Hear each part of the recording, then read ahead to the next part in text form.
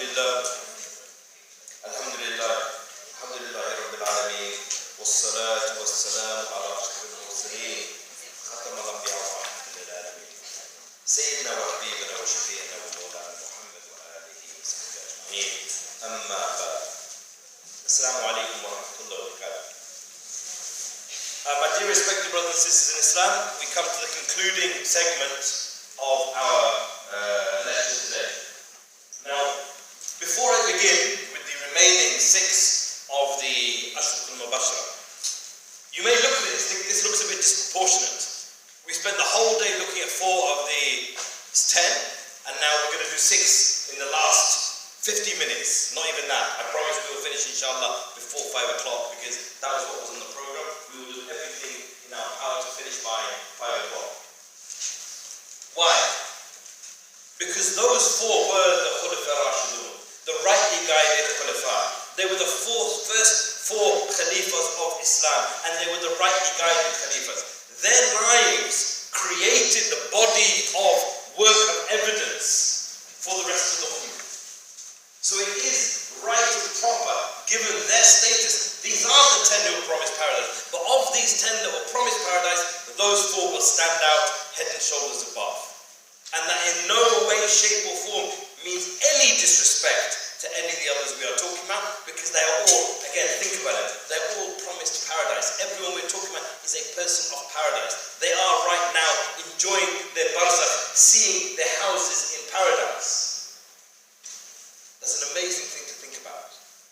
So with that in mind, as I say, I mean no disrespect, but the 4 necessitated longer deliberation and longer and more nuggets. So what we're going to do, inshallah, for the remaining is a couple of nuggets per person. Okay? A couple of nuggets per person. Because we won't have time to go into much history or much detail. What we're going to do is pick out 1 or 2 important things that we can say about each of them. Right. So we begin with Talha ibn Ubaidullah. And I believe we have a young Talha with us today, mashallah Mubarak. Our young brother Talha is also here, and every time he hears the name of Talha, he's getting excited. SubhanAllah, you are named after one of the 10 who is promised paradise, mashallah. Assalamu alaikum, Talha. MashaAllah. Okay, a couple of things I want to mention about Talha. First thing is, you will always hear the names of Talha and Zubayr always together. Talha and Zubayr, Talha and Zubayr, Talha and Zubayr. Just as you always said Abu Bakr and Umar, Abu Bakr and Umar, Abu Bakr and Umar. Whenever you read books of Sirah, whenever you read the books of Islamic history, you hear those 2 names together, you hear Talha and Zubayr together. And in fact, Rasulullah said something unbelievable. Unbelievable in the sense, I mean amazing. He said, Talha and Zubayr are my neighbors in Jannah. Just think about that for a second. Talha and Zubayr are my neighbors in Jannah. How amazing is that?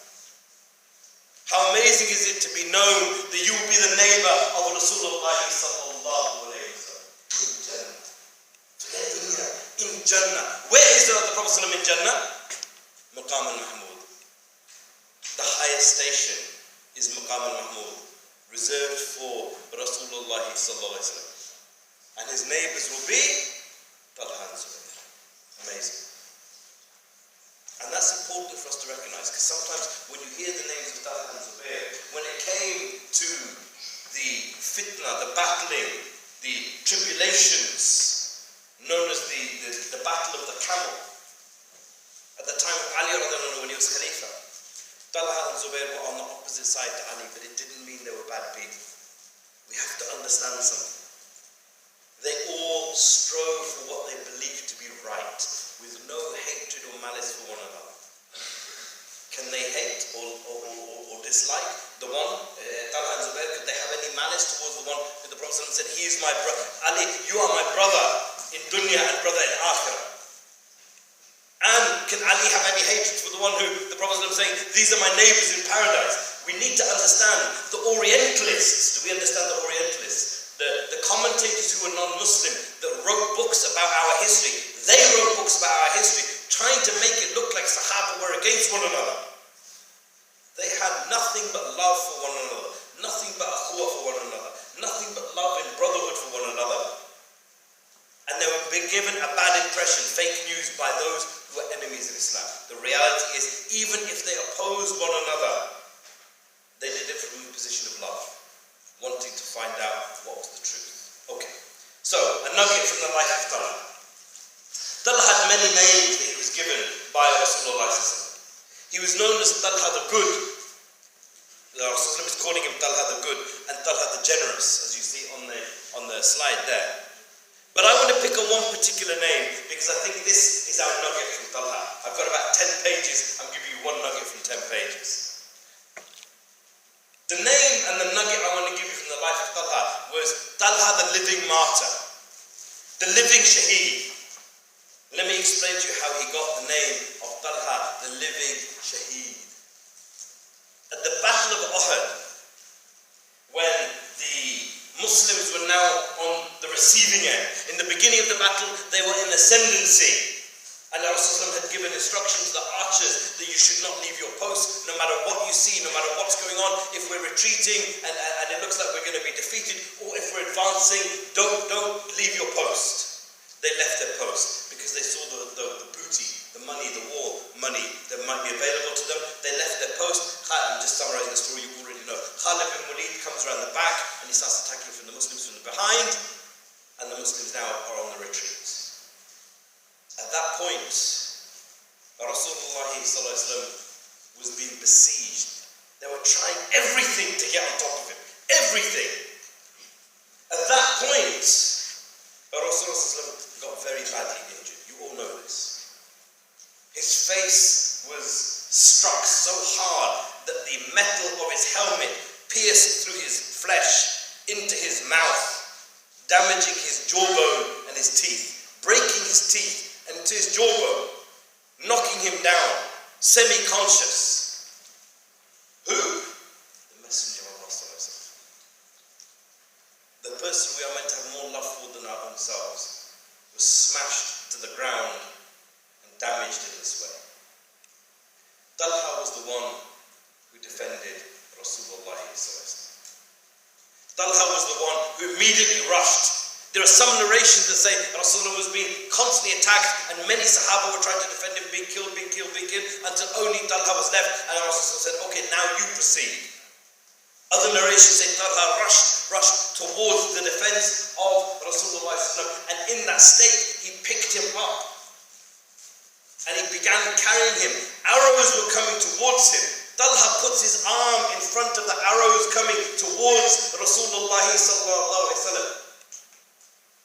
And the arrow struck his arm, and he lost the use of that arm. It was paralyzed from then on. Remember, we started the day saying, why are we learning about these people to develop love? Do you see a level of love? He loved Rasulullah so much that he's willing to take the arrow in himself so that Rasulullah doesn't get even more hurt. He's already hurt. He couldn't bear that, let alone arrows to hit him. So he defended him, and he defended him, and he defended him. And if any of you go on the Umrah trip where you've ever been to see the mountain of Uhud, when you see the conditions, Talha carried him on his shoulders up the side of the mountain to a cave. Incredible. I was there a couple of months ago. In fact, I was there in Ramadan. And the heat that was bearing down on us, and the steepness of the rocks, and you imagine being in that situation. All I could imagine was Talha carrying him through this barren, deserted, harsh rocks with the heat bearing down, having been in a battle, having been attacked. How you can even imagine to do it? And I said to the brothers who I was with, some of whom were here, I said, it's very easy for us to say, oh yeah, I wish I was a Sahaba.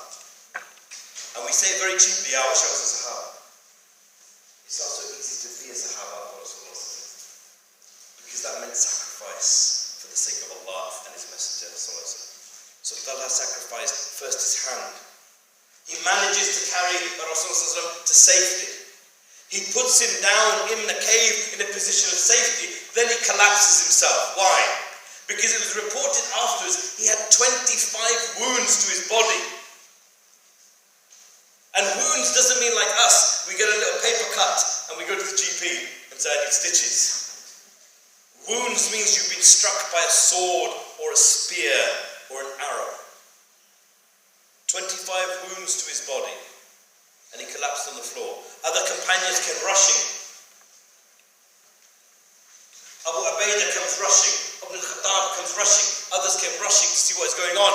But Rasulullah said, don't see to me, see to Talha. Don't see to me, see to Talha. They all want to see to the Prophet. Of course they do. That's where their love lies. The status, the maqam of the Prophet is this. He says, don't see to me, see to Talha. And they found Talha there unconscious with 25 wounds. After that incident, Rasulullah named him. He said, if anyone wants to see a living, walking martyr on this earth, look at Talha. Because that's how he defended Rasulullah, because he was almost to the point of death. Talha was a living martyr walking on the earth. And Abu Bakr Siddiq said about Uhud, he said, Uhud was the day of Talha.